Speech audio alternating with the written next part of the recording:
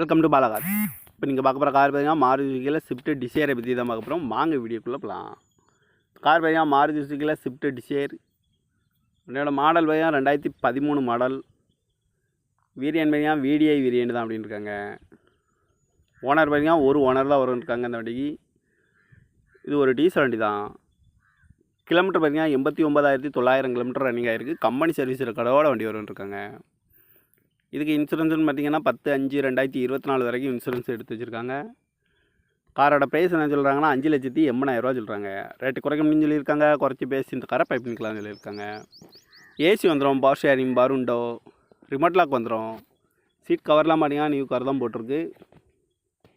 Car பார்க்கணும் இடங்கள்னு பார்த்தீங்கன்னா Darshan car Erode அப்படிங்கிற இடத்துல தான் இந்த கார் பார்க்க முடியும்.